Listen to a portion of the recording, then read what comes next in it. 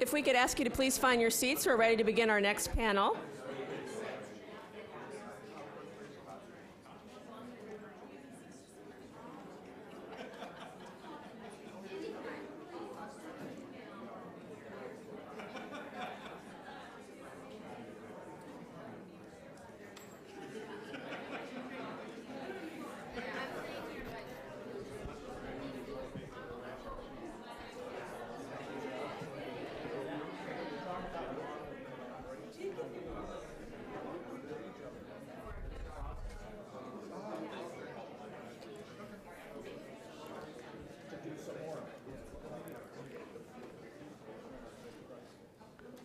Right. Thank you for taking your seats again, and we're ready to get started. It's my pleasure to reintroduce you to Dr. Paul Jarris, who will be moderating this session. Dr. Jarris? Thank you. Thank you, Julie. You're welcome. Gus and I decided we'll stand up during our presentation so I don't fall asleep during my own presentation. Anyway, I wanted to start this out because we've done some presentations in this Millian Howard Collaborative before where we've had the state speak about what they learned. And coming away from that, what was missed was all the infrastructure that it takes to support a national collaborative. So I wanted to say a few words about that before we hear some excellent examples from our speakers. Dr. Gus Burkhead, who is famous within public health, is a deputy commissioner in New York State Department of Health. He's a physician board certified in internal medicine and preventive medicine, and a professor of epidemiology and biostatistics at the School of Public Health, University of Albany. He also was the chair of the National Vaccine Advisory Committee for a period of time. In the past, right. So tremendously influential. Happy to have Joe Cunningham here. We were talking before about engagement of private insurers. Dr. Cunningham is the Vice President of Healthcare Delivery and the Chief Medical Officer for Blue Cross and Blue Shield of Oklahoma. He's board certified in obstetrics and gynecology, worked for 21 years in private practice before joining Blue Cross Blue Shield, and they are one of the partners of ours within the Million Hearts, particularly in Oklahoma, and they'll talk about why they came to the table and what they're doing in Oklahoma. So this collaborative began somewhat over, I don't know how long ago, 2 years ago? 2 years ago, thanks Sharon. Can't do anything without her. And it began with a conversation with the CDC, Julie Monroe, and Dr. Tom Frieden. And they came in and said, we want to do a collaborative. You get 10 months, and we want outcomes. We want to see reductions in blood pressure. And we had a conversation with Dr. Frieden to say, you know, I'm going, what is he thinking? I graduated medical school 30 years ago, and we haven't impacted blood pressure. So, but he was very adamant about it. We want you to move quickly, we want you to move fast, and we want you to change the blood pressure in these intervention communities. That was a different orientation for all of us, that rapidity of looking for change. A couple of other things we learned. We learned that not everyone's ready for that, we needed leadership, and leadership at high levels. So one of the things we did is we required, it was a competitive granting process, we required that the state health official commit to a certain period of time to lead in the state on this initiative. Now when we got the applications, and I ended up calling every one of them individually to say, do you realize what you just committed to? And some of them, you know, of course said, well, I think they signed my name to some paper. And we talked about, no, you are leading. You are the only person in that organization that can convene the insurers, Medicaid, the hospital associations, medical groups together. And so we need you to lead, we need you to set the direction. Another thing we learned is that traditionally, within public health agencies are funded categorically by disease to do largely programs. And we said, we don't want programs. As I think, was it Mary who said before, we don't want people just rebranding what they're doing here. We wanted to look at the system, all the way from the public health system to the healthcare system, coming together, changing the system, looking at policy, looking at spread, looking at sustainability, not a program that goes away at the end of the grant. That was a bit of a different orientation for people who had been working on a number of these chronic diseases and grants.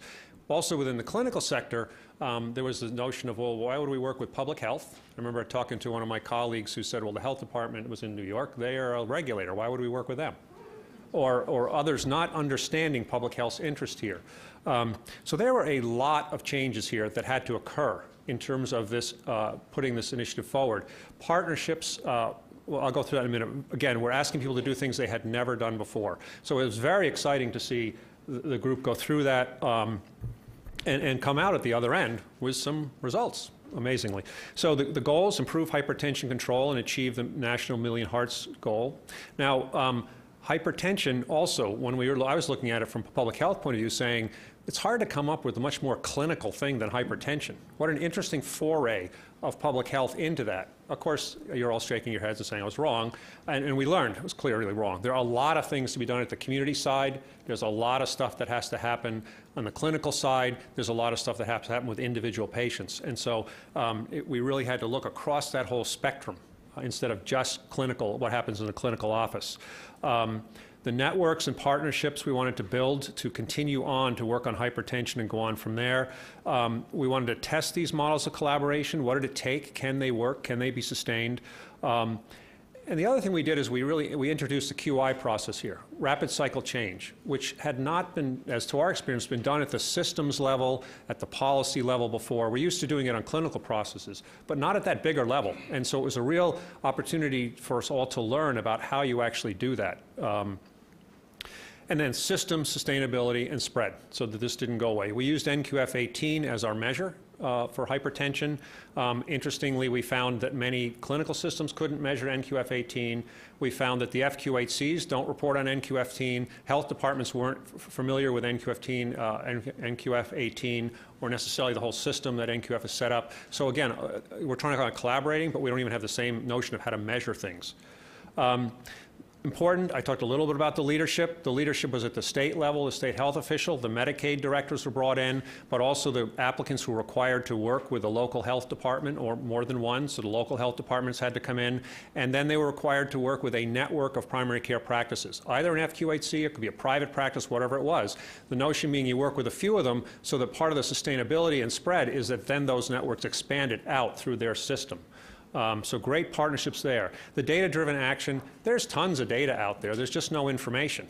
And then the problem is, okay, if you have the information, are you actually driving your action with it?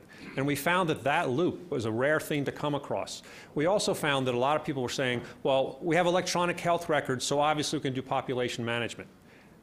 It doesn't work that way. And very few had an electronic health record that had been built into a registry. And even those with the registry still weren't doing anything because no one was actively managing the registry.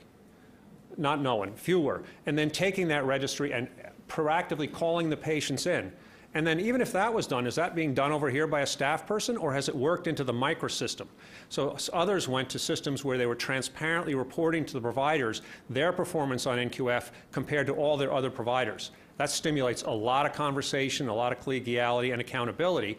And then on top of that, and we'll hear from Oklahoma, was an attempt to actually incent and reward providers and communities for improving the control. So, the biggest barrier we ran into was that notion, oh, well, the electronic health record will do this. And we're saying, no. If it does now, fantastic, but you know what? We used to use paper and pencil, and that used to work too, if that's what you have to use. Standardized protocols, and I know the Million Hearts is very committed and devoted to this, this notion. It is a difficult thing to engage across provider groups on standardized protocols and to utilize them. That took a lot of time. We also learned, and I'll talk to you a little bit more about, that it's not just the clinical setting where we need standardized protocols. We learned a lot about other settings in which they're very helpful. And then the financing and policy approaches, again, we didn't want this to be a grant that went away. How are we building ongoing financing into the sustaining this? One of the tools that we used was this MultiPartner Assessment. So you look at the leadership vision, the partnerships, the communication, the data and evaluation. We made sure that the collaboratives had the necessary people on them, all the way from public health to clinical to insurers and payers and hospital systems and others like that. And then we actually assessed among all those partners, whether to the extent to which they understood what the vision was, who the leadership was, to the extent they were providing leadership in their sector, the partnerships, how engaged were they, how much were they working with others, communication, did they really understand what was going on a regular basis, but importantly, were they reporting back in from whether it was their clinic or their insurer or their health department, what they were doing so others could learn, and then a data evaluation, because we ran into so many barriers with trying to achieve data that drove action. Very very difficult, and data that's good enough, not perfect, because if we wait for perfect, we won't have anything to act on. So this will show you the initial 10 states we had, which are now the red states that are continuing, and some of these are continue on, and the new states, the gray states, where we're now mentoring, the experienced states are mentoring the newer states as they come on to try to shorten the learning time as we take this new approach. Over the first year, over 250 PDSA cycles. We had 4 multi-state meetings where a lot of good learning was coming on. Dr. Frieden spoke at each of those, attended several of them. And then the virtual convenings, we had the ability to virtually convene the partners in a state, but also virtually convene teams if they want to look at topical areas, such as measurement or whatever it happens to be. And that was very powerful, the learning people learn from each other, as opposed to the million points of lights where you learn on your own. A lot of sharing took place here. And you can see some of the partners there. So in the first year, about 89,000 people were reached either through increased screening or engagement in the registry and treatment. And over the next year, those 10 states expected that to go to at least 1.5 million. Obviously, we got a lot further to go there, but we are showing that spread there. I'm just going to go through a couple of these, but we had the first 9 months we had a number of the clinics where they had a 12 percentage point increase in their hypertension, and this all could be documented. It wasn't estimates or judgment. In New Hampshire, 64 to 73% in 7 months in this clinic. Really very impressive stuff.